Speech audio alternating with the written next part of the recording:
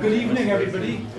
This is the first of our public lecture series of our innovation and engagement lectures, and I'm delighted to say that this event was oversubscribed by about 3 times. We could have filled it 3 times, which I think is a reflection of many things: the significance of the issue, the intensity of the debate, and I like to think as well the quality of our lineup this evening. It really is an absolutely excellent lineup. The arguments are strong, of course, on both sides. People in favour of the project emphasise the economic benefits, as well as it contributing to our climate change targets.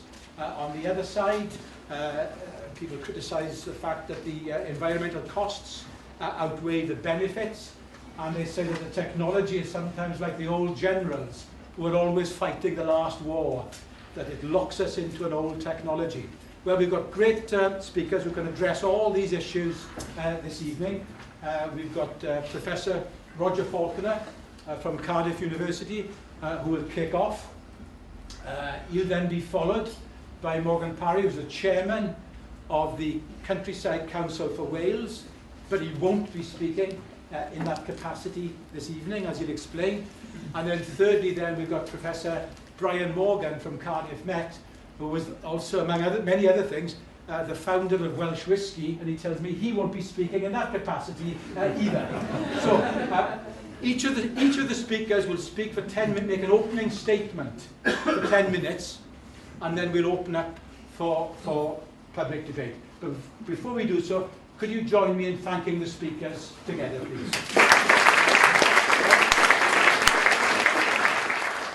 It's probably the best place to start. Good evening, ladies and gentlemen. I'm going to talk to you mainly on the environmental issues relating to the Severn Barrage. So firstly, I'd like to introduce some of the key concerns. There's growing worldwide increase in the energy demand, and this is placing pressures on us worldwide, particularly with the dynamic economies like China, India, for example. Climate change is a big issue which we're all aware of, but we're often not aware of the increase in energy demand that's going to arise due to population growth. Population growth is going to increase over the next 20 years from 6.5 billion to 9 billion, and that's going to require a huge increase in energy demand. Decarbonising energy is going to also increase electricity demand quite considerably. EU targets, for example, the current target of 20% energy from renewables across the EU, 15% in the UK, 35% electricity. And then we look to tidal, and the big advantage from tidal is that it's predictable. So we know what the tide will be tomorrow, we know what it will be in 5 years, we know what it will be in 10 years. And from an engineering perspective, that's very attractive. We can't do that with wind. We can't predict things, for example, from wind. That's not to say for 1 minute we shouldn't be producing power from wind. But the mere fact that tidal power is predictable makes it very attractive from an engineering perspective. So, for example, if we have maximum spring tides in an estuary, if we just take the Severn estuary as an example, at 4 o'clock in an afternoon, then it's very attractive on a particular afternoon between January and March. We can move our England-Wales rugby matches to match that particular Saturday where we have peak spring tides in the estuary at 4 o'clock. And we can plan accordingly. And then when we look at all the estuaries around the world, the Severn estuary is by far and away the most attractive estuary to capture huge amount of potential tidal energy. So let me just take that point first, if I may, because it's not a point that's often appreciated. We look at estuaries around the UK, and I was also involved in the Mersey, and none of the estuaries in the UK are in anywhere near the same league as the Severn when one looks at the potential energy, purely from a point, the perspective of capturing that energy. The power in an estuary that we can capture from the tide is proportional to h squared. We all realise that, and we know that the Severn is the second highest rise and fall of tide in the world. But it's also proportional to the planned surface area that's captured. And that's a point that's not often appreciated by the public. And when we look at the Severn, and if we take the Cardiff Western Line, for example, we capture 500 square kilometres of planned surface area. That is a huge planned surface area. To put that in perspective, we get 1.5 times the size of Lake Garda. So, if we were just to take one estuary in the UK, and I'm not advocating any more, the Mersey has pretty well been ruled out. But if we were to take one estuary in the UK and just capture tidal power in that estuary, then the Severn is by far and away the most attractive, because not only is it attractive from the point of view that we have the second highest rise and fall of tide in the world, but also we capture this huge plant surface area. The tide has been looked at, the Severn has been looked at for over 150 years. We started off with Thomas Fulchance, but clearly this was looking at a barrage from a different perspective. And the first serious proposal was in 1989 with the Severn Tidal Power Group. And here we had the second highest rise and fall of tide in the world. We have some key points here. Cardiff to Western Line, 16 kilometres. It generated 5% of the UK's electricity. And in the deck studies in 2008, which I was involved with as part of the expert panel, the cost then was quoted at around 20 billion, and it would save 6.8 million tonnes of carbon. And I was quite supportive of this project at the time. I've been doing research studies in the Severn estuary and saw lots of benefits to this scheme. However, this scheme only has turbines in the middle third of the project, of the barrage. 214 turbines, generating 17 terawatt hours per year and 166 sluices, similar to what you have at Cardiff Bay Barrage. Ship locks, fish pass, possibly a fish pass, although that was never finally decided, and possibly a road and rail on top. Now, there was a lot of opposition to this scheme. Basically, the scheme operated under ebb tide generation only. The water came in, it was held at high tide for 3 hours, and it only produced power on the outgoing tide. And I could see many of the environmental arguments against this scheme. So basically, we're chopping off the bottom half of the tide. And the way we analyze projects like this these days, we build our computer models, we pick off boundary conditions, and then we look at the flow conditions using computational simulations. And here we can see the computer simulating here in my research team at Cardiff, the flow on the incoming tide through the sluice gates and then on the outgoing tide through the turbines. So in summary from our computational model results here, the tidal range was basically reduced from 14 meters to 7. There was a loss of 14 square kilometers of intertidal habitats. Currents were reduced both upstream and downstream. Big reduction in these currents meant that the turbidity and the suspended sediments, that very high level of suspended sediments, would be dropped dramatically. A big increase in light penetration. The water would become a lot clearer, and there would be a big change in the productivity and biobenefic flora and fauna. The tidal range would still be around 7 meters, which would make it a macro-tidal estuary by international standards. Now, having said that, when I was involved in debates, I still found that, and usually I was talking before the scheme, I still found that there were very strong environmental arguments against this project. But some of those concerns were alleviated by some of the groups who had a lot more interest in this particular scheme. One of the 7 embryonic schemes, the tidal reef. Now, from an engineering point of view, this scheme is not particularly attractive because it's very much based on a siphon. And anyone involved in engineering knows that siphons are fraught with problems. So my group looked at some of the positives of this scheme, and we tried to look at the original Severn Tidal Power Group scheme and see if we could capture some of the positive aspects of this scheme, which was, in other words, it was a very low head scheme. Fish could pass through this scheme quite easily because the currents were much lower, etc., etc. So we wanted to see if we could capture a lot of the positives of this scheme, which were attractive to many of the those that were objecting very strongly to the STPG scheme, and capture these in a new scheme. And so we have a scheme here which, an alternative then was two-way generation, which captures much of the original tide. And that's the basis of the Havering Power scheme, which is the new scheme which many of you will have heard about in the media recently. It was promoted as the Colin Havering scheme, but Colin Havering now changed its name for a number of reasons which I won't go into now. And this has 1,026 turbines. They're low-head turbines, so their capacity is much lower. The other ones you recall were 40 megawatts. These are now 6.3 megawatts. There are no sluice gates in this project. The wall is now 18 kilometers long, roughly costing 25 billion, say 7.2 megawatts, a million tons of carbon, and so on. So let me just talk about some of the technical points. If we have ebb tide generation only, we have very high currents in the estuary. we have very high currents in the estuary as it is now. If we have ebb tide generation only, the currents drop dramatically. If we have two-way generation and no sluices, so we replace these sluices, which are lost power opportunity, with turbines, then you can see with 382 turbines, these are using the traditional bulb terms, I don't get too technical here, but replacing the sluice gates with turbines, we have much higher currents, and if we then replace them and compact the turbines across the wall, we can get back almost to the original tidal curve upstream, and we have almost the same current structure. We create power. The old traditional scheme, the STPG scheme, produces power only for 10 hours of the 24-hour day. The new scheme produces power for at least 17 hours. And if we play more tunes in this, we could probably generate power for more of the 17 hours. It almost produces as much power as the old ebb tide generation scheme. And then we come to look at the far field effects.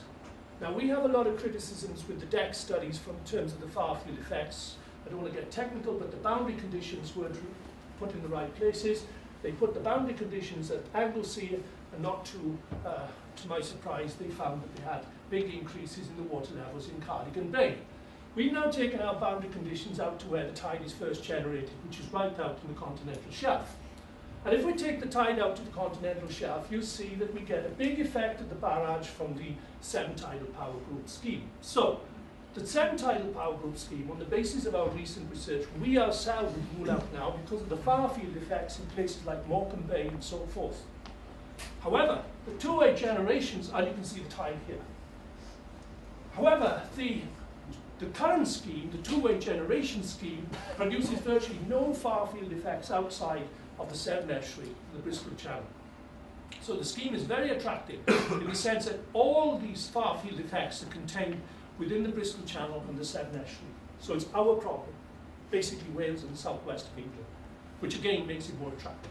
Now you can see the blue line is the tide outside, the red line is the tide upstream of the barrage. You can see that the tide is almost being replicated. This is for 382 turbines. When we go to 784, the red almost replicates the blue.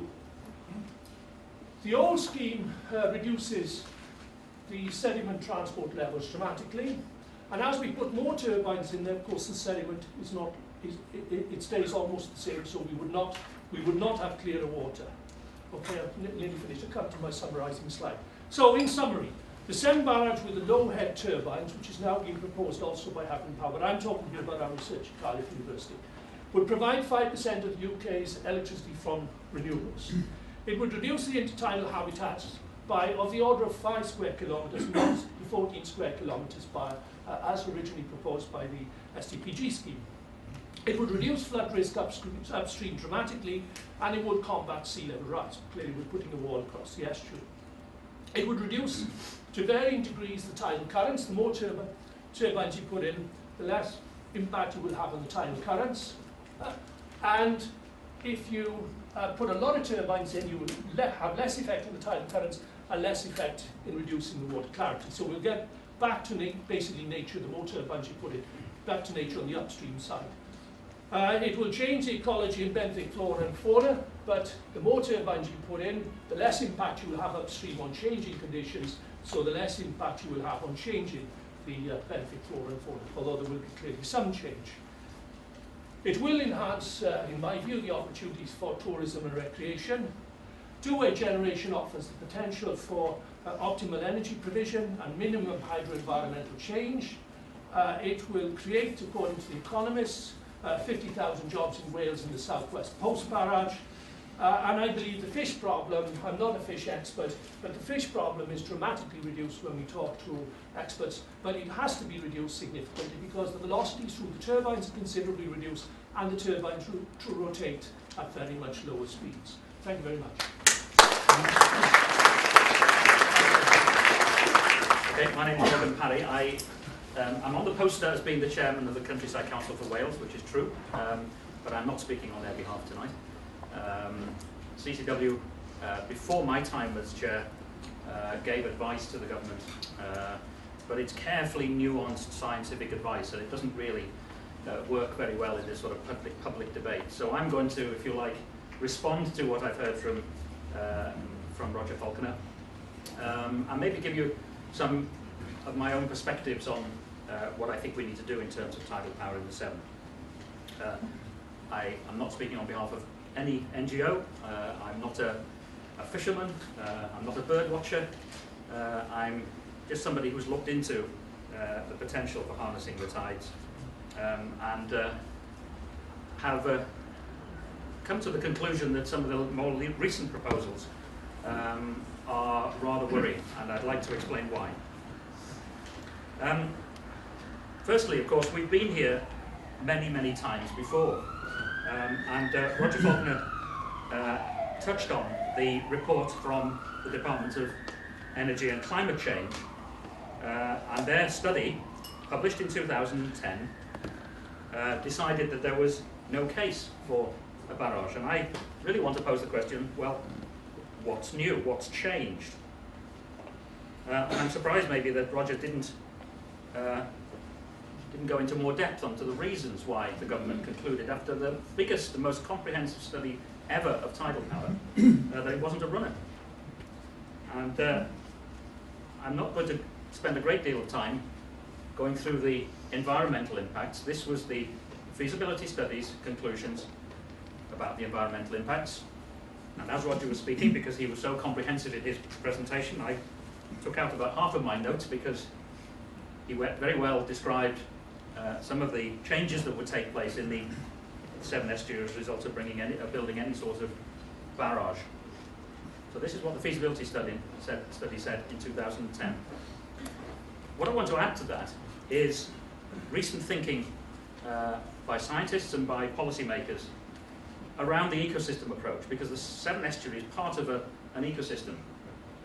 And this bit here, which Roger focused on, and which his evidence was addressing, is only part of the ecosystem. Now, the Welsh Government, along with many governments, are looking at rethinking the way we assess the value of our ecosystems and getting away perhaps from a focus on species and habitats, although they are important and they will continue to be protected by law. Just to remind you, and this is the only other thing I want to say about the environmental effects, is that this is part of the Severn ecosystem as well. The upstream effects would be significant from any impoundment.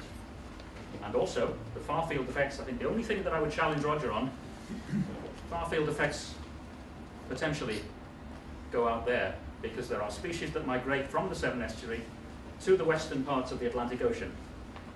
And those species would be eliminated, that's clear.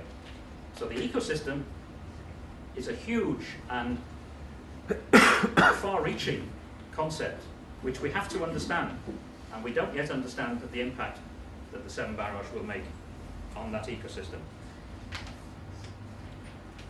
So, what did the government say about the proposals that were in front of them in the period 2008-2010, including the barrage, the previous barrage which Roger referred to?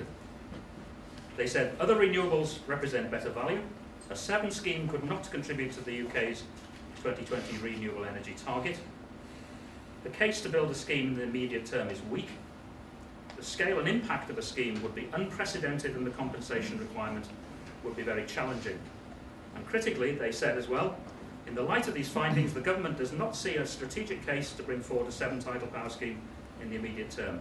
The costs and risk for the taxpayer and energy consumer would be excessive compared to other low-carbon energy options. Now, that was only 2 years ago, and I don't think anything's changed. Roger did put up some artist impressions of some new schemes. I understand that the scheme that's backed by Peter Hain is fairly well advanced, in the sense that there are presentations being made to the UK government. But so far, I haven't seen any engineering drawings, and I haven't seen a single description of how that proposal is going to work in practice. It's an innovative technology, it's an interesting idea, but it's a long way from being actually implementable on the ground. So I don't think anything's changed.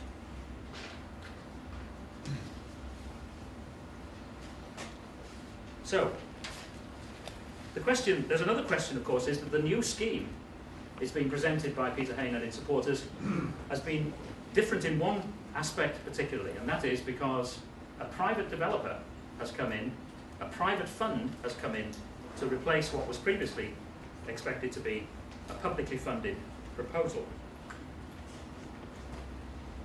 Now then, this has been looked at by the Sustainable Development Commission. They did a very thorough look at a number of options a couple of years before the government took up their feasibility study.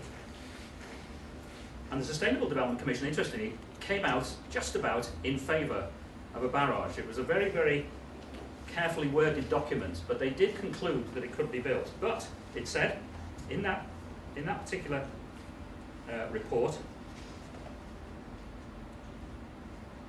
they said as follows: any barrage should be publicly led and publicly owned as an asset to ensure long-term sustainability in its design and delivery, prevention of inappropriate ancillary development, and fair allocation of risk and rewards.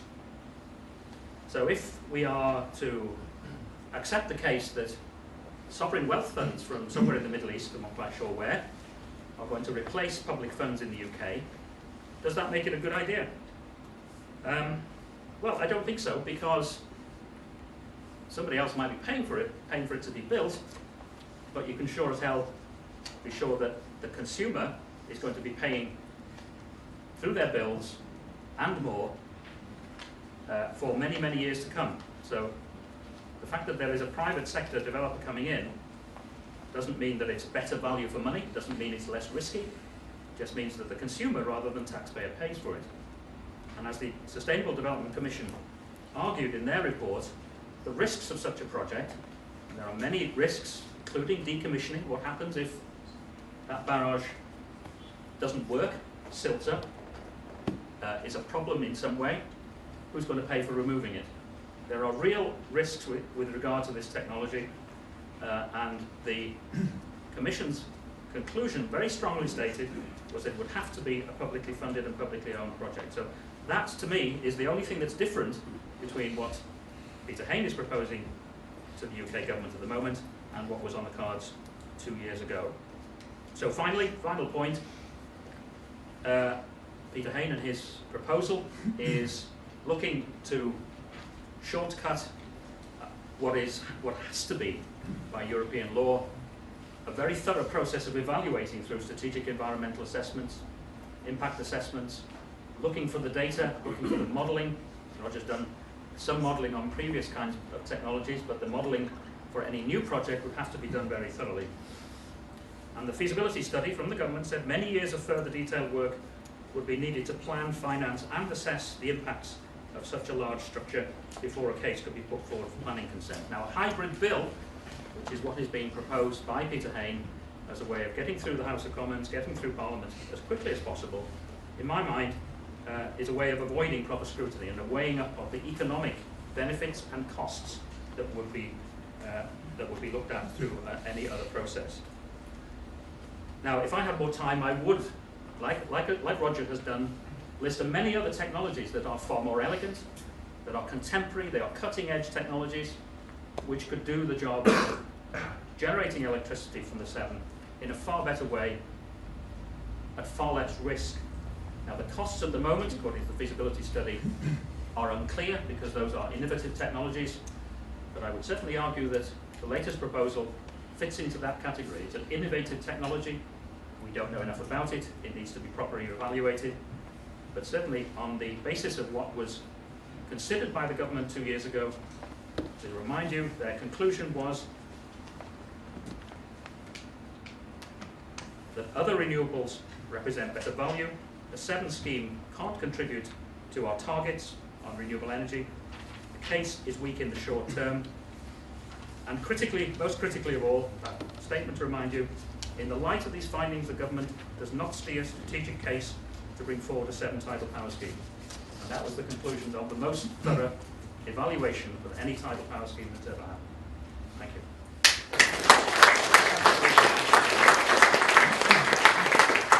Well, thank you very much indeed, and thanks for inviting me here today.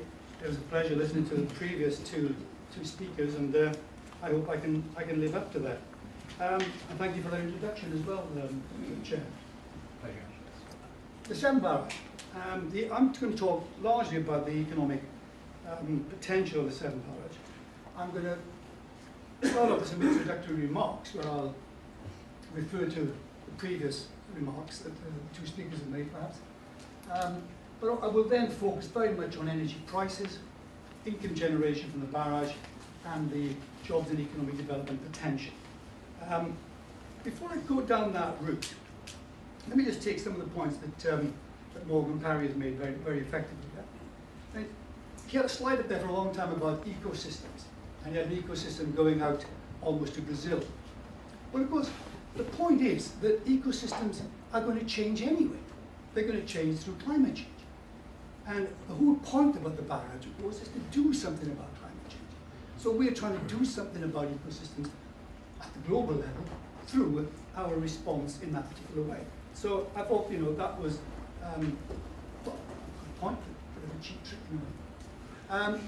The other point I'd like to make is this one about the previous study. We only have to say 2 words about the previous study. Gordon Brown. Gordon Brown commissioned that study, and he knew that if he came down in favour of anything that was going to use up public expenditure, having developed the largest public sector deficit the world has ever seen, he was not going to be in favour of it. It was not going to help his electoral chances. It was put into the long grass. It was never a really effective study. And to go back to that, and it's been criticised so heavily by everybody who's got anything, really involvement in this area, is quite bizarre, really. We shouldn't be looking back. In fact, we should be looking forward. I want to look forward 120 years. We're all conscious of environmental challenges. Yes, it will have environmental consequences. Every energy development has environmental consequences. If we took every environmental consequence into effect in Wales today, especially the ones roaming around the back end of Brazil, we'd all be sitting here in the dark. Of course we've got to make a balanced choice.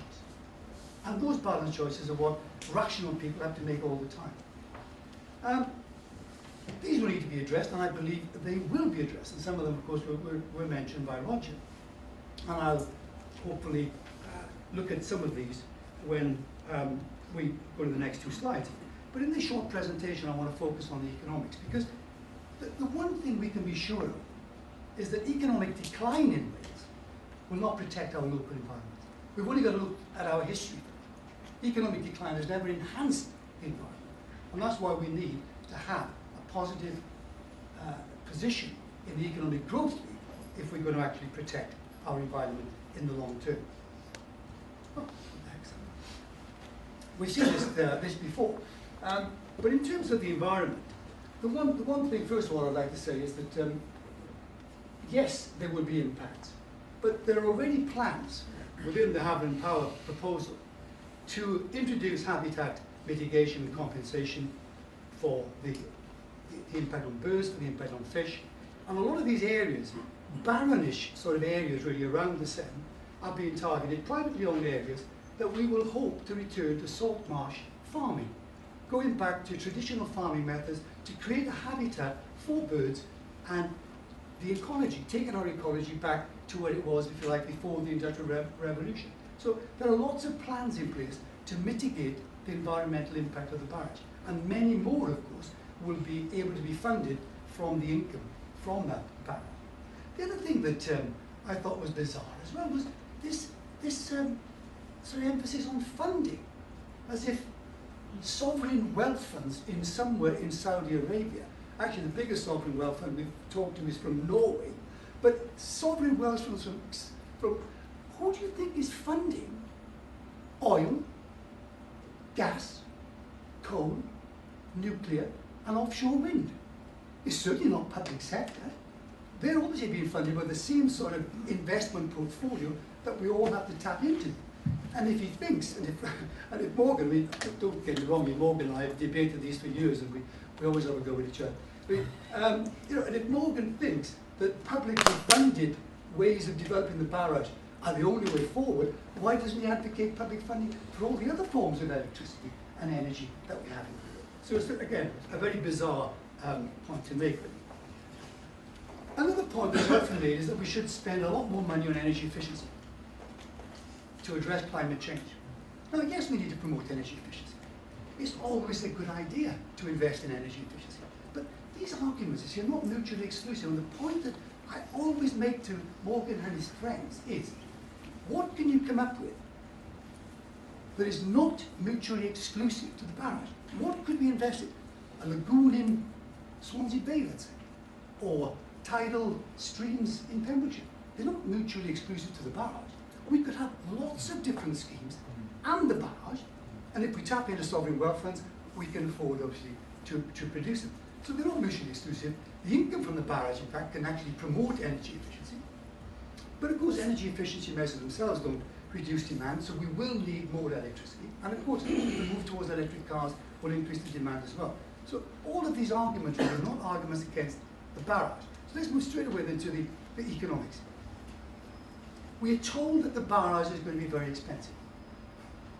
As Roger said, it's 25 to 30 billion pounds to build that barrage with habitat compensation, etc. But of course, there's an important link between price and value. It's no good knowing the price of everything, as Oscar Wilde once said, and the value of nothing. The point about the barrage is, it's expensive, but when you look at the cost of electricity and energy generated by the barrage over a 120-year cycle, they're not high at all. These are called levelized whole life costs. And if you look at these costs, and this slide is a little bit difficult for you guys to read a bit, don't worry too much about the blurb there, the small writing, because it's only saying, you know, what underlies the chart. What this is saying is that if we had just ordinary gas generation going on for 120 years in the face of carbon taxes, etc., and high prices of carbon, compared to coal with carbon capture, gas with carbon capture, offshore wind, nuclear, and the barrage, the first 30 years, the barrage is fairly expensive. It's probably not as expensive as offshore wind, funnily enough. They're roughly about the same. But then the barrage after 30 years, when that debt to sovereign wealth funds is paid off, or whoever funds it, and at that point, of course, the government could come in and take over as a public asset. There could be arrangements where the government could arrange for this to be built and keep control of it in 50 years' time and bring it back into the public sector. There's lots of opportunities here, but the average cost of that electricity over 120 years would be about 40 odd pounds per megawatt hour compared with other much more expensive ways over that period of time. So it's very important to look at levelized cost. Income generation. Now, we throw these figures about, billions, and as somebody once said, a billion here and a billion there, and certainly before long you're talking about a lot of money. And with £1 billion, 30 billion pounds, I'll try to put it into context there. Over the 10 years of the barrage, that's 3 billion a year investment. Put it in a Welsh context. That's treble the amount every year that local governments spend on capital throughout the whole of Wales. It's double the amount that the Welsh government spends on capital, and over the next 5 years, capital expenditure is forecast to fall. Just a rule of thumb on that type of expenditure. If you just built that barrage without even thinking about who was going to build it, what company was going to be involved, where the turbines were going to come from, where the concrete was going to come, if you just built it, get on building. These are the sort of impacts that just that sort of barrage building, construction, would have on the Welsh economy and around the Severn estuary. Huge impact in terms of jobs. These are full-time equivalent jobs over that period of time. Now, of course, these figures are just for building a power generation mechanism in the estuary. But the barrage is much more than that. It has the potential to be a huge boost for the Welsh and Severn estuary economies. It will also offer the flood defences that Roger mentioned. It will be a huge tourist attraction. It could offer road and rail connectivity, so it could be built with the piles in place to take a road and rail over the top of it. It will offer significant community benefits, because every renewable energy development offers 1 or 2% of the total revenue to communities for funding local development. And of course, it'll be even better for Wales if it is locally sourced.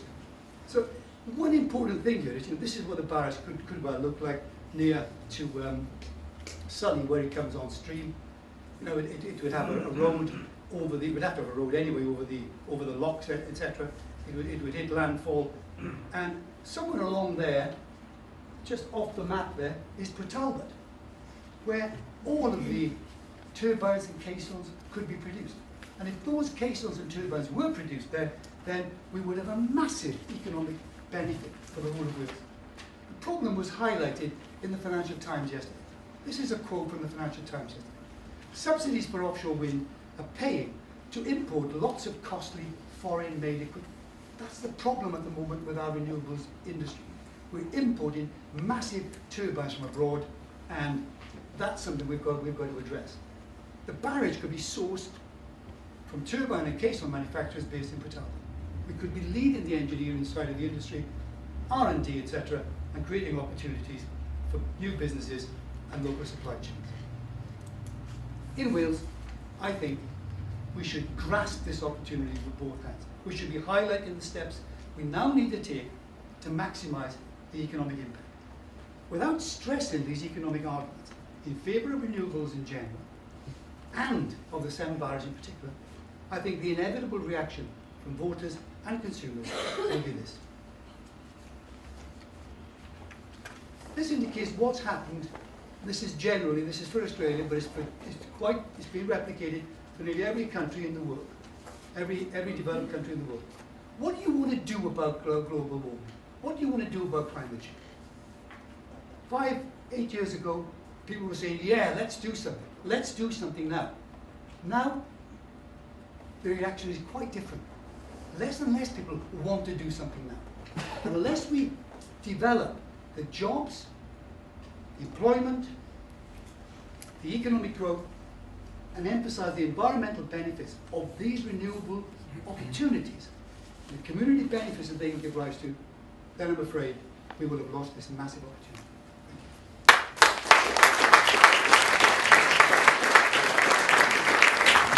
Well, thanks very much to each of our speakers. Now we move over now to your turn now, where we can begin by asking for points of information from our speakers if something wasn't clear, or to making more general points. So, who's going to kick us off from the audience? So, there's a hand vaguely over there, I can't see. Please. I feel John's an independent chartered surveyor working in planning and development. I should also declare an interest as a member of the Wildflower and Wetlands Trust, but I am in favour of the barrage, and I think... Can you speak up a bit? Yeah, speak up a bit more. I'm also in favour of the barrage. Professor Morgan covered most of the points I was going to make, but here's a quote from Wildflower and Wetlands Director of Conservation, Dr. Debbie Payne. The Severn Estuary, with its incredibly large tides, is absolutely the right place to be looking to generate tidal energy. And that's from Wildflower and Wetlands Trust, who are headquartered upstream. Like this. Thank you for that. So there are some additional comments. So that's more a comment than a question. Okay, fair point. Please. I'll respond to that. I work for the Wildflower and Wetlands Trust, and it's with respect to, we do agree that a Severn Barrage is a good idea as long as it doesn't create huge amounts of environmental damage. And as long as there are mitigation in that, it really does look at other alternative technologies that do as least environmental damage as possible, and that compensatory measures, as the EU legislation requires, that we compensate for all the environmental impact that a Severn Barrage would create. WWT is not against a barrage. It would like the feasibility study and all the impacts to be assessed and looked at, and the best option is one that limits environmental damage as much as possible. Any comments from the speakers, or should we carry on? Yeah, question from Jim? Please. Well, more a comment than a question. My name is Peter Jones. I'm from the RSTB here in Cardiff. None of the speakers has mentioned the European Union legal protections for wildlife in the Severn estuary, and this is something, of course, that RSPB is fundamentally concerned about. For those who don't know, the Severn estuary, the upper part of the estuary, has protection under what is called both the Birds and Habitats Directives of the European Union. It's a special protection area for birds, special area of conservation for a number of species, particularly fish and some flora species. It's a wetlands protected area under various other protections, the triple SIs, numerous triple SIs. The point I want to make in relation to this, therefore, is that any significant engineering development in the Severn estuary will clearly have significant impacts on those protections. There are something like 70,000 overwintering bird species, many of international and national importance, that overwinter in the Severn estuary and depend upon the intertidal habitat for feeding. Much of that would have been lost under the original Cardiff Western scheme. I listened with interest to what Roger had to say about possibly a reduced loss of habitat under certainly the work that he and his colleagues have been doing at Cardiff University. The problem that we in the RSPB and other wildlife NGOs have is that no one yet has seen the Haverland Power proposal. We don't know, therefore, what it will do. We don't know what its impacts will be on the natural environment. We in the RSPB, and as we've heard other green NGOs, we want to see Severn tidal energy harnessed. We recognise that this is a reliable source of power, a reliable source of electricity, but that has to be done in a way that doesn't harm the natural environment, doesn't harm biodiversity. And just to finish, Chair, I mean, that creates, in a sense, a conundrum in many ways, because obviously we want to see renewable energy, we want to see climate change emission reduction targets met, we want to see renewable energy targets met, but not at the expense of important biodiversity. Thank you. Point well made. Roger, do you want to respond quickly before we move on? Well, I can only comment really in the sense that I'm not here to speak on behalf of Haverland Power tonight, and I wouldn't want to stick up for them in particular, but just to say that they have produced an interim environmental report to DEC, and at this stage that is not in the public domain, and again, I'm not wanting to stick up for them, but I believe that's held back by DEC at this stage. Morgan? Well, I mean, the question really then for Roger is whether this makes the new proposal one of the innovative technologies which the government looked at. And if so, you know, their conclusions were very, very clear that there was a long way to go in terms of data collection and understanding the impacts and modelling them and building prototypes and doing all these sorts of things before it could be considered. So, you know, the concern, I think, is from many people that it's assumed that actually this is just a little bit different from what we know about, and therefore we can just get it through, you know, by the shortest possible route. And I think the concern is that the research has yet to be done. We don't know what we're talking about yet. Next one, we've got a few questions piling up. Thank you. My name is David Fitzpatrick, and 23 days into being the Chief Exec of Canal Cymru, so I'm therefore not speaking on their behalf, I'm speaking on my behalf. And I'm astonished at the last speaker. The idea that, for example, we can establish under EU rules where we can build things of that scale without competition is really a difficult task. But I'm really bothered about issues around following the way opinion works. You showed a graph of how public opinion was saying climate change doesn't matter. If we relied on public opinion for really quite important issues like, say, hanging, and had a debate about that, we'd be recruiting people to do the hanging for us. I think it matters that people with experience should frankly talk it through a bit better with great respect, as they say. And I'm really concerned about the idea that we're talking about Betamax, and this is the question, I'll get there in a minute, Betamax and VHS. An awful lot of research is being done about not barrages, but about the things that are in them, the ways of picking up power from water surges, without at all needing a barrage. Why on earth are we talking about something like this that will simply prove to be old hat, and looking at other ways of picking up on tidal power? Brian, did you want to respond? Yeah, there's some very good points there. I mean, the tidal stream technology, and I'm involved with two companies at the moment who are developing that technology. It's very far away from the market. The thing about the barrage is it's very close to the market in terms of being able to gain investment. These companies, I mean, the best way to respond to that in a way is, you know, have they got the investment to develop that technology? No, they can't get the investment. We're talking to you about the investment to develop this technology being there and being available. So, you know, it's close to market and it's very important. But we need both. But they're not mutually exclusive. No. And I don't think in 30 years' time, or in fact 100 years' time, when we're really facing some problems with global warming and climate change, that we're going to say, oh my God, you know, I think that barrage is redundant.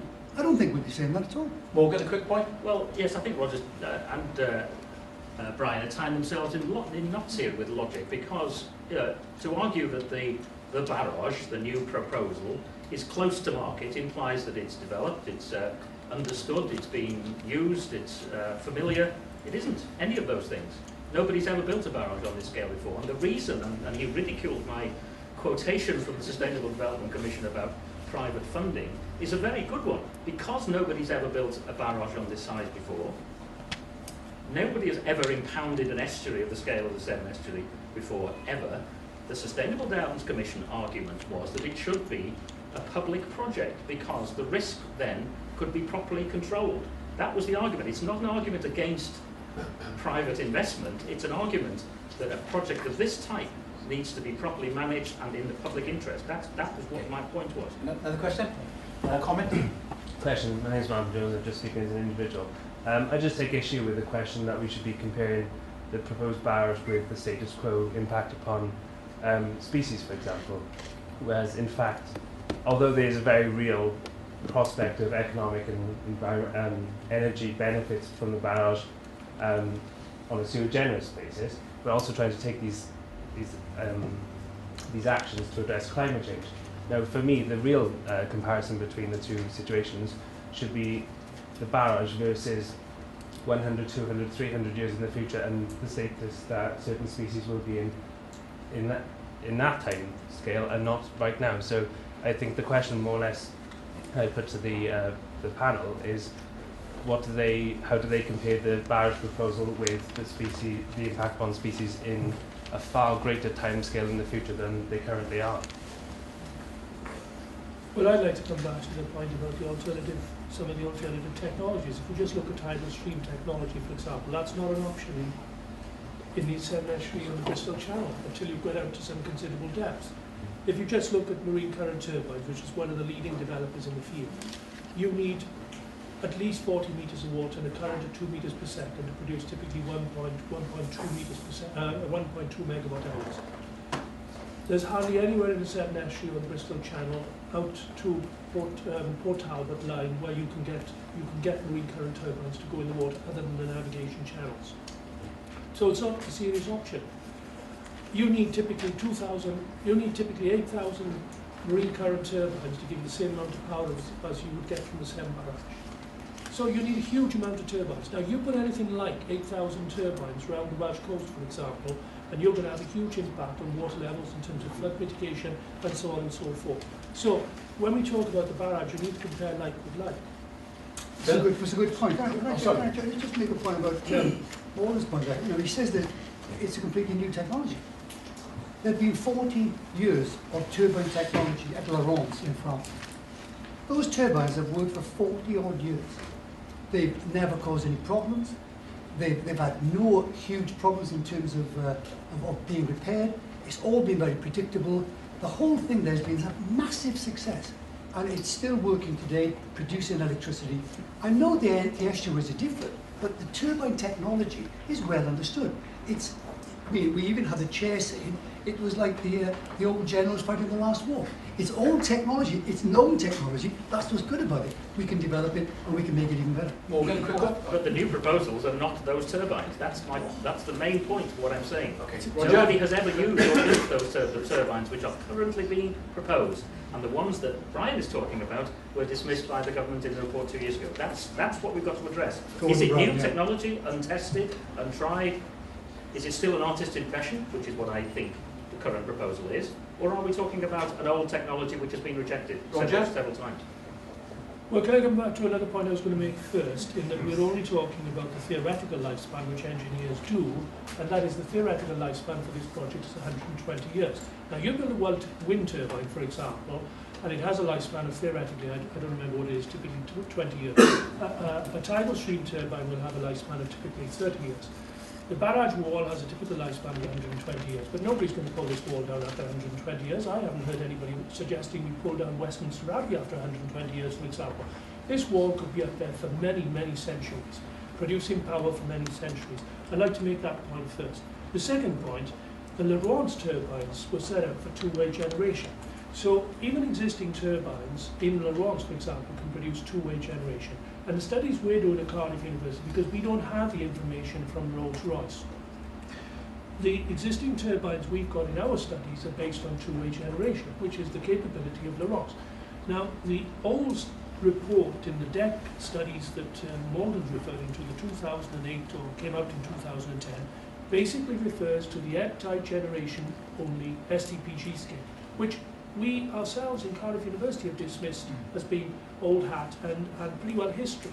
We agree with all the environmental groups now that it has a lot of environmental damage. Phil?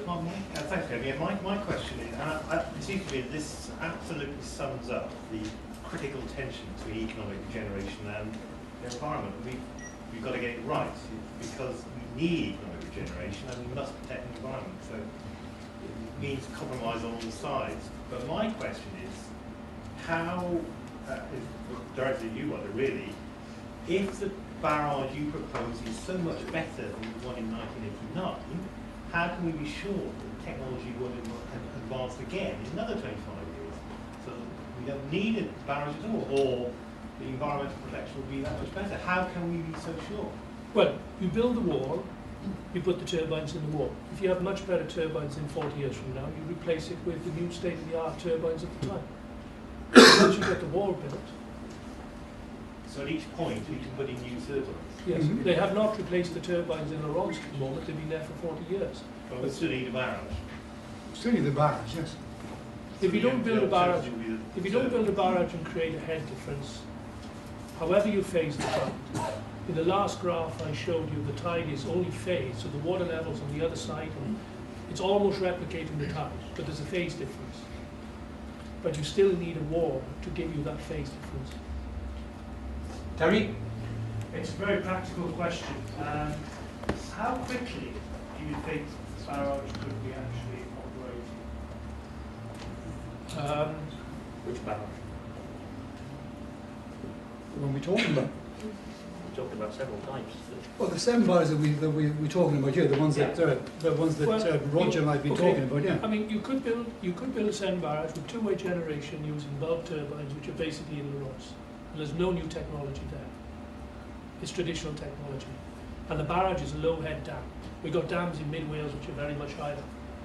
So, you know, the barrage is what a dam which is only going to hold a head, maximum head, if all the turbines are closed, of about, well, very maximum 14 metres. So it's a very low-head dam. No technology of any significance there to an engineer. We've got dams 600 metres high in Iran, for example, in Russia.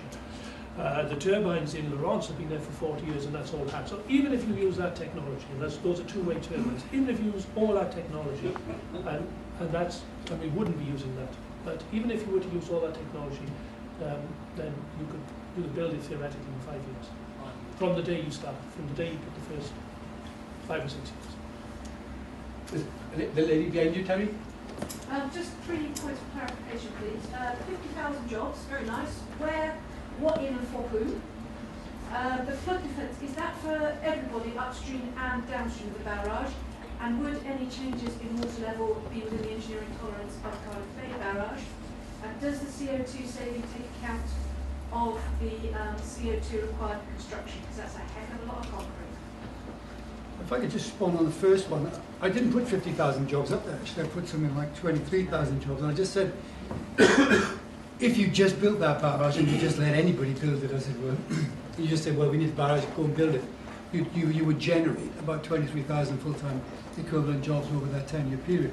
But I also said that if we did focus our development strategy on maximising the economic potential, you could get up towards 50,000 jobs by making sure that the turbines, the new turbines, or the old-style turbines were built in Port Talbot, along with the caissons. The concrete was produced in Wales, or the southwest of England, of course. We're talking about these. So the jobs would depend somewhere between 25,000 and 50,000 would depend how successful we were in making sure that most of that barrage development was sourced in Wales.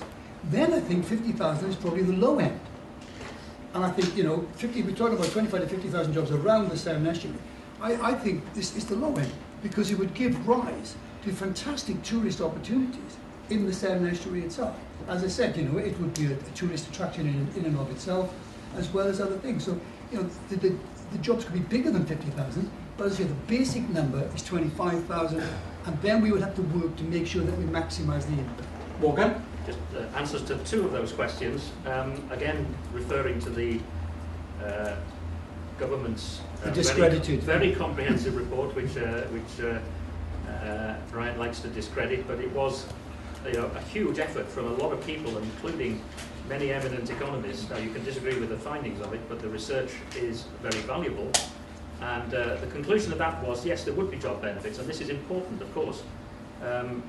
But the conclusion was that 20 to 40% of them would be sourced locally. So that of that figure, 20 to 40% would be from the local area. Can I just add a comment as well about the flood defence? The conclusion again from that report, and I think Roger was party to the study into the implications for flood impact, was that yes, it would have some effect in preventing storm surges. In other words, the rise of the sea due to prevailing winds and surging tides coming up the estuary, but it would have a negative effect on fluvial flooding. In other words, it would exacerbate problems from flooding coming down and would increase coastal erosion. Now, that was the conclusion of the team of people, including most of the best in the field, who came to that conclusion in a peer-reviewed study. So, no, I don't think we can really challenge that. Okay, Max?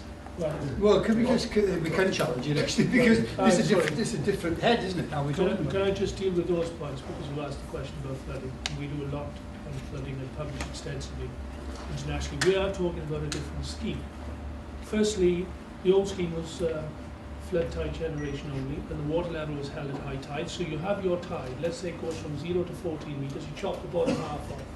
So you raise the groundwater level to the old scheme. So there's no question about the fact that you have tide blocking of some of the irrigation channels. The peak level was low, so houses, for example, in Newport would have been at less risk of flooding. The new scheme we're proposing, you chop a bit off the top and a bit off the bottom, and the groundwater level doesn't change. So there's no question whatsoever that the new scheme will reduce flood risk upstream considerably. The second point is that the deck studies showed that there was flood risk in Cardiff Met. But we would challenge that from our research studies, and we will be publishing our results, because we don't believe that the boundary conditions in the model that they used were at a satisfactory point. The tide is generated right out to the continental shelf. They even go out to the continental shelf and they put their boundary condition from Anglesey over to the Irish Sea. So when you put an artificial boundary in the Irish Sea, the water can't go past that boundary. So it's not surprising in my view that it pounded up in Cardigan Bay. So we would now question those results, and the results I showed you tonight would prove that those results in our view. We didn't have those results at the time. To run a computer model right out to the continental shelf requires considerable computational resources and a large amount of research staff time. We weren't able to do that in my research team in time. We've now done it, and we would question those results now. Brian, do you want No, that's fine. Max? Yes, Max Wallace from Trinity. I want to come back to the European law, which the RSPB mentioned. If you're wanting to damage a European site, you have to go for the socio-economic override, saying socio-economic effects are worthwhile as against the damage. There's no doubt that any of these schemes will damage the European site. So what's the socio-economic override? Well, it is that alternative schemes could not produce the same socio-economic benefit. If the socio-economic benefit is renewable power, tidal power, then you have to demonstrate there are no alternative schemes which can do it at lower or minimal effect. What Roger showed us is what he called the Evans Engineering scheme. Evans Engineering is downstream, further downstream. It's the tidal reef. It's low head, really low head, and you don't need to block off the whole estuary. You don't have the fishing and the shipping locks problem. So it's a really low scheme, and it works on the tidal flow and not on the tidal head. So that is one that they've got to compete with. The DEC study in 2010 showed that that scheme has probably bigger power generation capability, and of course without the decibel. So we cannot see the Peter Haynes scheme going ahead unless they've studied properly the alternative, and that's what is a big objection. If they're going to follow a European law, they're going to get stuck on that one because they're not bothering to study the alternatives. The alternative innovative technologies that Morgan mentioned. So that's a comment, not a question, Max, yeah? Is there a question wrapped up there? The questions are the replacement habitats, if you like, that the 5 kilometre square kilometre loss of habitats has to be shown that that's feasible. That's not being done. And the downstream erosion from that thing is not being faced. The Bay Fundy scheme, the new one, was abandoned because of erosion that was forced by the change in the currents. There will be downstream erosion of this scheme, which hasn't been studied, particularly Bridgewater Bay, which is suffering erosion already. So there's habitats which are actually disappearing because of this, will disappear fast because of the scheme. Roger, if that's a question, do you have an answer? Well, I don't agree, because with the low head turbines, the velocities coming out will be much lower. And the wake from the turbines is typically 10 times the diameter, and I don't believe it will be a problem with Bridgewater Bay. But it's also a bizarre position to take, isn't it, that there might be another scheme out there that might be better. There might be 55 schemes out there. It's a bit like, does God exist, isn't it? I mean, who is prepared to fund that particular scheme? Is it a viable economic proposition? If the question is no, move on. Matt? Well, it was Atkins Rolls-Royce study, not just Evans Engineering, and that decided it was. Yeah, but who is funding it? Can you talk afterwards over a drink, maybe? Thank you. I'd like to make a completely different approach to this. My name's Martin Wheel. I'm a bright-eyed, bushy-tailed, brand new MSc student. Until recently, I was Deputy Chairman of the Brecon Beacons National Park Authority. And Morgan and I have fought on the same side before, and I'm not going to desert you tonight, mate. There's all sorts of gaps in the story we've been told today, and I want to fill a few of those gaps and pollute the atmosphere a little for you. I don't know if this would generate 5% of the UK's needs. I'm willing to believe it. In fact, I'm willing to believe everything that I've heard this evening. I'm not an engineer. I pay people to be engineers. I'm not interested in the arithmetic. I'm interested in the gaps. The point is that the national grid isn't national. This will not supply 5% of the UK. When you generate electricity, it is lost over transmission. The electricity is attenuated over distance, and therefore the reality is that all of this electricity will have to be used fairly locally if it's going to be efficient. Could it supply Norfolk? It could, but not much of it would get there. So this 5% is going to be used in its entirety, and I've got several points that will fit in its entirety in the Bristol, South Wales area. It won't even get to North Wales.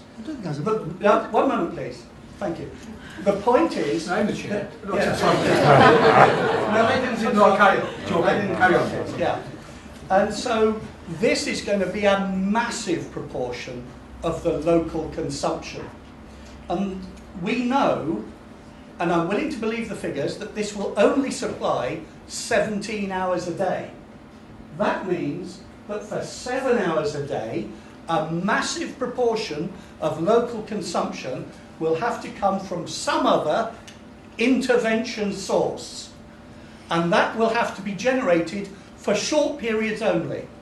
And whatever system you use, usually gas turbines, not only, will produce massive amounts of carbon dioxide into the atmosphere. Whatever you fill those gaps with, and I've got to develop this, whatever you fill those gaps with, because you see, The problem is that the moon and the sun aren't up at the same time, and human beings' cycles work by the sun, and this generation works by the moon, and they do not synchronise. It's going to be producing massive amounts of electricity when we don't need it, and at times when we do, it's going to produce nothing or next to nothing. So this project, will it do what it says on the tin? It will do everything it says on the tin, but until we can fill those gaps with sources of electricity that are not going to be massively polluting, please don't support it. And as for jobs, Port Talbot could get them. Will it? I think you know the answer. Thank you, Matt. Any quick comment? Well, I think there's a misunderstanding here about the electricity supply network. A complete misunderstanding. I mean, how do you think places in Wales currently get their electricity? Sometimes we get it locally. When the nuclear power stations were running, for example, in Hinkley Point and in Wolver and in other parts of Wales, in Transvanir, you know, that money, that power went into the system. When they worked, it went in. There's a lot of spare capacity, there's a lot of base load that makes that system run. Yes, there are transmission losses. They are thankfully now being reduced quite significantly, and with super grids, which should now be the biggest part of the new investment, they will be reduced even further. But I wouldn't have thought that the transmission mechanism is a problem here, because we've got two massive points either side of the estuary, exactly where the barrage comes in, which will be there to supply as a substation to supply the whole of the southwest and the whole of Wales. I mean, it's perfectly balanced. It will actually improve the balance of the current transmission supply mechanism.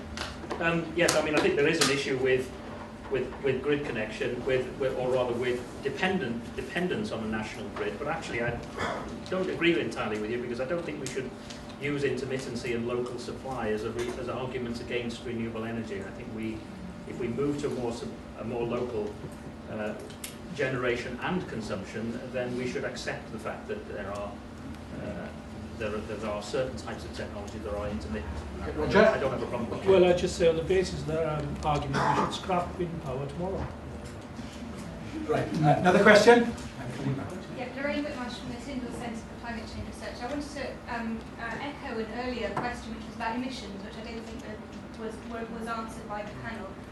Which is about the emissions generated in the construction of the barrage, but also, if it's to be a major transport artery, what will be the emissions impact of that induced demand in terms of the national emissions? Yeah. Good question. That's addressed to who? Right? Whoever wants to answer it. Anybody up for that? Well, Brian?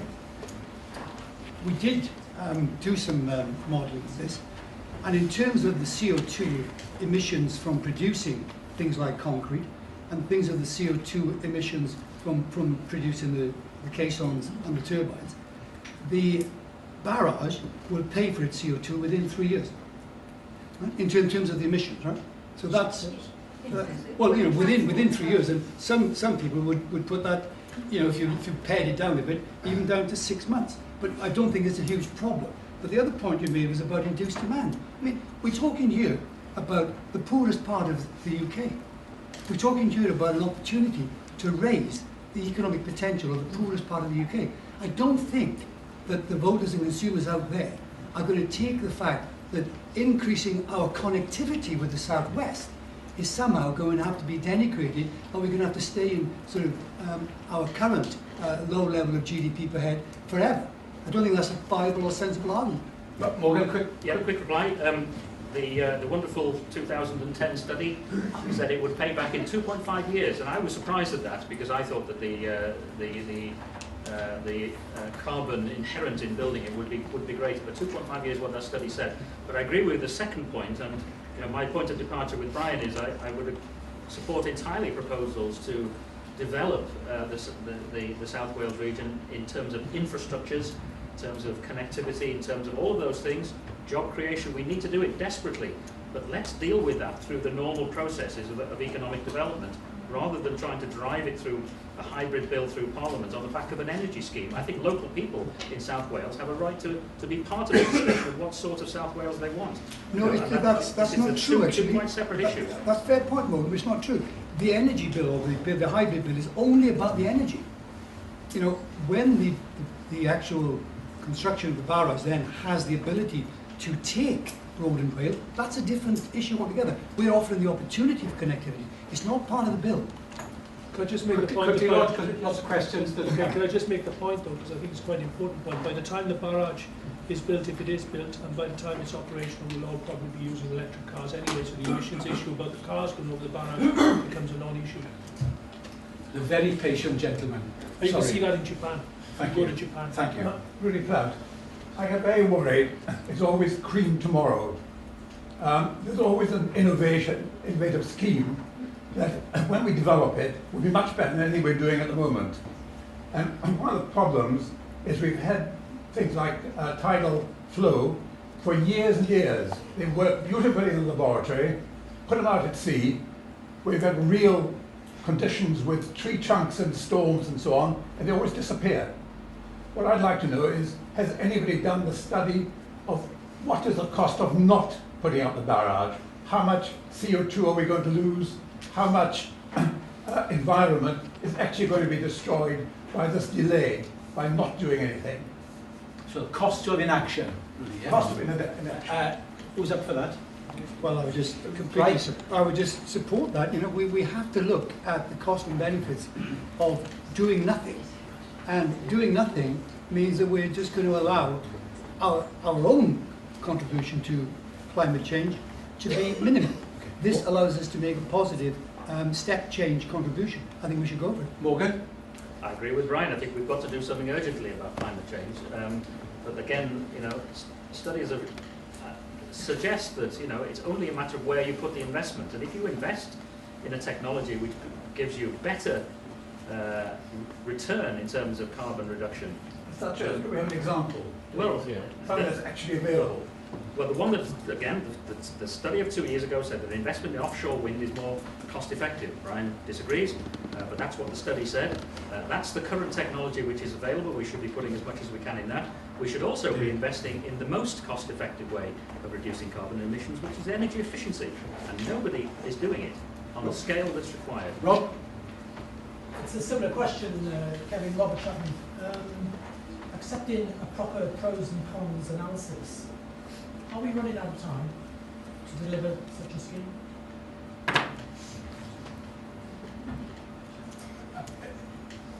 That's a very good point, isn't it? You flummoxed our speakers. They're thinking about that. No, a strong argument developed by the government 2 years ago was that because this couldn't generate any electricity before 2026, probably 2028 by now, I think, even later, then it won't help us reach the targets that we've set of 2020 to reduce significantly. The Welsh target similarly. So this is even if we started it within the next few years, it will not do it. Now that's not an argument against building anything, because we actually have to have technologies which in 30 years' time will be having a benefit. But it is, if your concern is doing things urgently, then you put your money somewhere else. If you do things urgently, obviously, to meet specific targets, and we've seen this in various other areas, you do things at huge cost. So you've got to look at, as I pointed out, the levelised whole life cost of these developments, and that's where the barrage scores. So in response to Robert, in a way, you know, we're not out of time, we're talking 120 years. But I think the other point is this: if we don't act now, then I think you're probably right.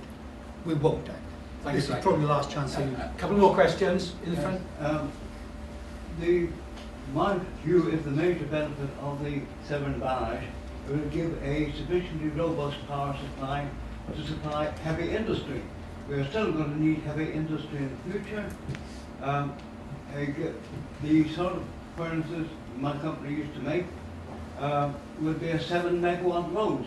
And you've got to be able to deal with that being switched on and switched off. You need a big power supply to be able to deal with that, and you need the flexibility to deal with it, which cannot come from other renewable sources.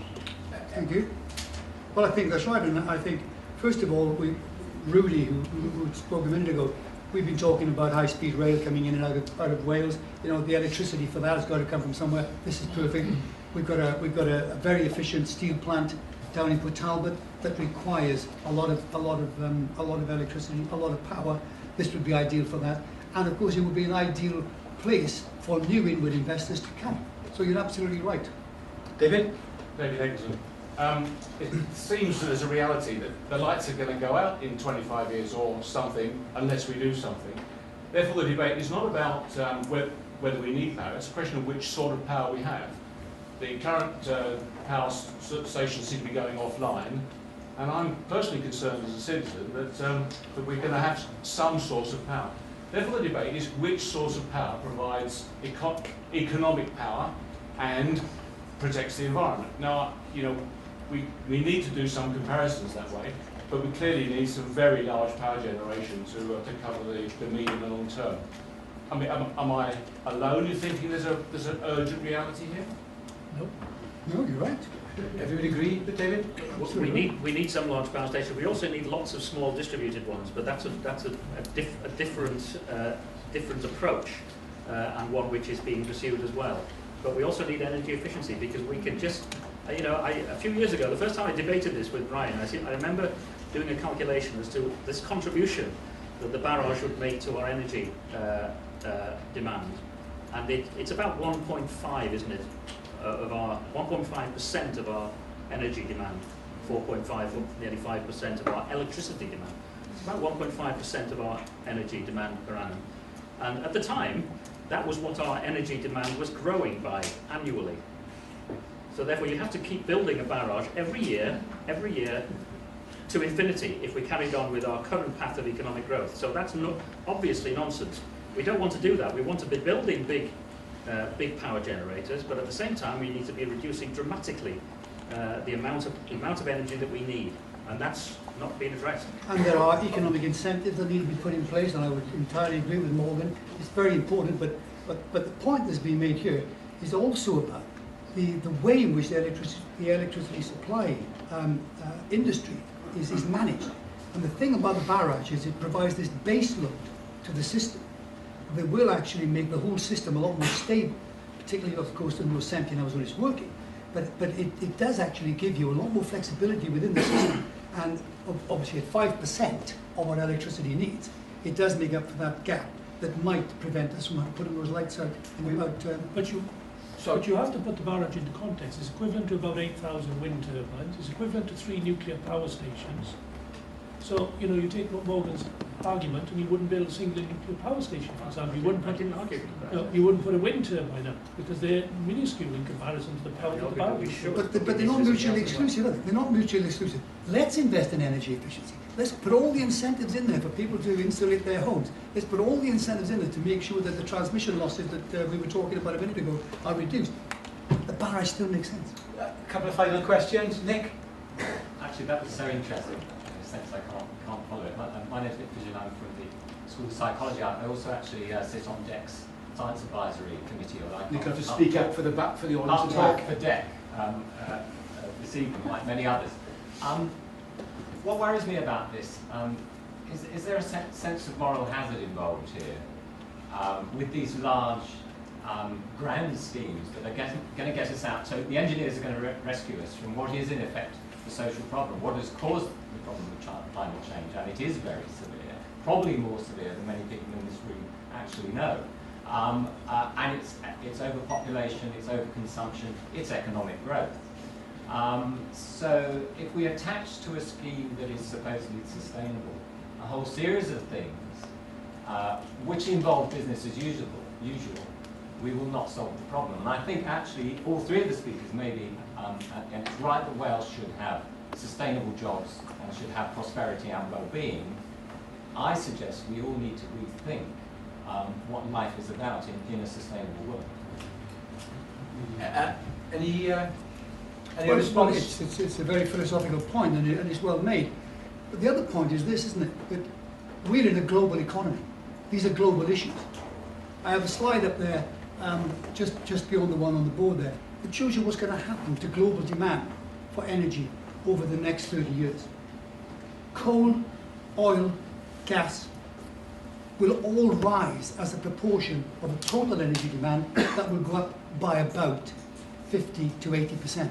So we're in a global economy here. We're talking, therefore, about our own way of dealing with the issues and the ones that we have control over. And I think that's important, that we take control of these issues for ourselves. So could I just respond to that? Because I think your analysis entirely assumes business as usual, and we have to think something different from business as usual. Well, that's fine, but it's a global economy, and it's very difficult to get the Chinese to understand that particular philosophy. Three more questions in the pipeline. Gentlemen. Okay, I'm Matthew Crease, Cardiff Council Energy Management, but I'm speaking on my behalf today. Done a bit of research into flood management, and I don't know if people are aware, but the insurers have signed an agreement with the government called the Statement of Principles, which is ending now January 2013. Basically, it's going to mean if nothing is being done about flood defences and flood management, insurance is going to be so high for some of the properties in the area of the Severn estuary that they will, some of them won't even be allowed to be insured on their house, or the insurance will be so high they'll be outpriced out of the market. So it is a social benefit with that as well. Good point. Yeah, well, Matthew, that's an excellent point. And as Roger has pointed out, upstream, this has to have flood mitigation opportunities. It definitely will help people in those areas to get insurance, and I think it should, it will eventually become part of that legal arrangement that HMG will have to be looking at. Downstream, it's an engineering, it's a modelling exercise, but I would think that even downstream, most of the mitigation measures that we have proposed would in fact make it a goer in terms of helping flood defences for the southwest region. My name is Joanna and I'm speaking for myself. I'm really interested about those sort of tensions that you brought up about whether this project is privately funded by certain groups or individuals or publicly funded. I think when we start talking about sustainability, it's really important to think about that tension. And there are examples of much smaller energy production projects which are community owned. So I'd just like to ask what you think about that, and maybe this is about the scale of the project as well when we start talking about funding. So community ownership. Yeah, well, I think Smaller that's scale. very, very well made. It doesn't prevent this being community owned, the fact that it's privately owned. For example, we're at the moment looking at ways in which we can offer the sort of deal that was made when the public utilities were privatised, so that everybody is offered a share in the project. The problem at the moment is because when we sold British Gas, there was no inherent risk. It was an existing running business. The trouble at the moment in selling shares is that the risk is that you put the bill through Parliament and it doesn't go through Parliament. So then, the £30 million we need to get it through Parliament will actually be lost money. So, there's a difficulty in getting people to invest at this stage, but there are ways around it, warrants and other things that I'm going to be looking at. But even so, that doesn't mean that a public-private partnership is off the scale, because we could still have a public involvement. We will need a public involvement for the planning, etc. We could still have some sort of golden share. Some sort of arrangement could be done with public-private partnership. So there's lots of community opportunities here. The actual vehicle could be very well focused. You're right enough, it's a big project. It's not going to be community-owned, but it could have a big community stake. Morgan? If that was possible, that would be tremendous. Clearly, community-scale projects are highly desirable.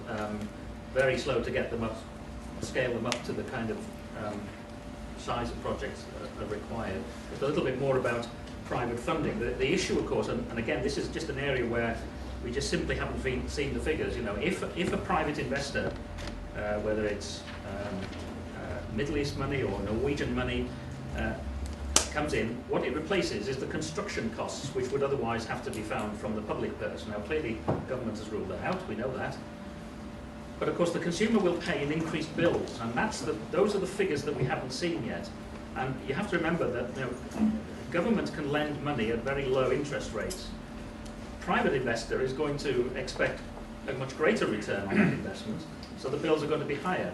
And the deciding factor is actually not the cost of the project itself, but the relative costs of things like how cheap is gas at the moment, because that's the cheapest way of generating electricity. And that's that gap between the cheapest, which is some argue being subsidised, as opposed to some of these big renewable energy projects, is the thing which will determine whether the customer will be willing to pay. And I just think we just don't know because we haven't seen the figures. Well, I did put some figures up, and unfortunately you were sitting in that part of the room, so you couldn't see the figures.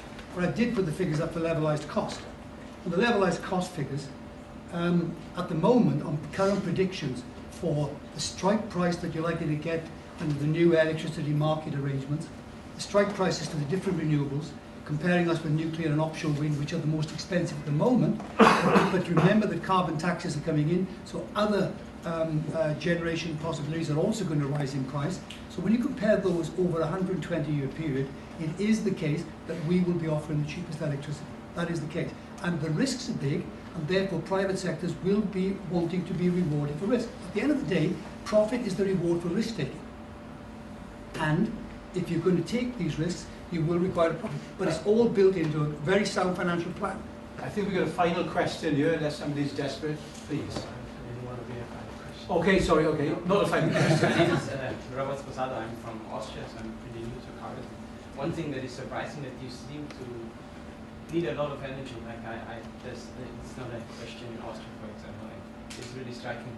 And we're discussing this only on the supply side, sort of. So we need more and more energy. There is no.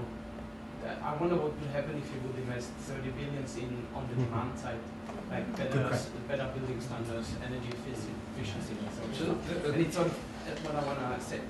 Like creating 50,000 jobs again would mean again a high demand in energy.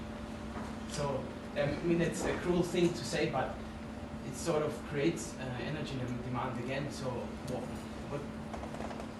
sort of in 20 years, well, you have to build another barrage to cover that energy. So the greenest energy is the energy we don't use. Yeah. Okay. So why not work on the demand side? Well, I said they're not mutually exclusive, are they? They're not mutually exclusive. Well, there's no money to earn on the demand side. That's the issue. Well, we only talk in terms of climate change all the time. We're going to have 10 million more people living in this country, well, Wales and England, in the next 20 years, and that's not long into the future. It's only 20 odd years ago when Nelson Mandela walked out of, I've forgotten the name of the prison in South Africa. And we all remember that day. It wasn't that far back in time. That far into the future, we'll have to supply energy for another 10 million people. We'll have to supply water and food for those 10 million people. And jobs. That requires energy. Morgan, please. Just absolutely, we need to do both. But isn't it amazing that politicians, and Peter Hain is a man I admire greatly for a lot of the things that he's done. I don't admire him so much for his support for this particular project. But wouldn't it be great if a politician went to government with a multi-billion-pound proposal for reducing our energy use by half? It doesn't happen. They go to government with big macho projects which they can put their name on. And I think I agree with you entirely. I think we're heading down the wrong path. We're thinking too big. We're not challenging the fundamental assumptions that we're making about our economy, as Nick said, and we just need to think about how to really achieve the goal of reducing our emissions. And it's not going to happen by simply adding more and more capacity. Okay, so two short questions and hopefully two short answers. Lady in the front. Yeah, it ties into what you're saying. Like, do you think, you can see there's a real mixed opinion in the room today. Do you really think there's going to be political will to actually approve this kind of project and take it forward? That's how controversial it really is. Quick answer. Well, you're right enough, it needs political will. It actually needs leadership, and unfortunately, we've seen very little of that with our politicians. And I think we've got a final question over here. Thank you. I Please. wonder if I could ask the two academics what engagement they've had with ports which are upstream of the barrage and what they're doing about ships gaining access to and from those ports. I've had a little bit of, I'll leave it to Roger because he's done a lot more than me. I've had a little bit of discussions with both Cardiff Port and with Newport. We've talked about the size of the locks coming in, and they know that to some extent these big ships will have to wait somewhat to come in the locks and out of the locks, but the actual extra time is very minimal. And since these locks will be free, it's not a huge cost. Morgan? Well, it's costing time, and for container traffic, that's a huge impediment. And I was in Rotterdam last week, And you know, they've done all they can to actually enable total access from the sea down to the container ports of all their shipping. And I think the idea of putting locks and any obstacle in the way from the shipping point of view, you know, not from other points of view. Economic growth is very important, yeah, we've got to look at that. For the shipping industry is a big impediment, and you know, you have to put alongside the loss of jobs in the shipping industry in those ports, alongside your jobs gained from the barrage in terms of the calculations that you make. Sure. I think on that note, because it's very hot here, we're all keen to get away, can you join me please in thanking the speakers in the traditional room?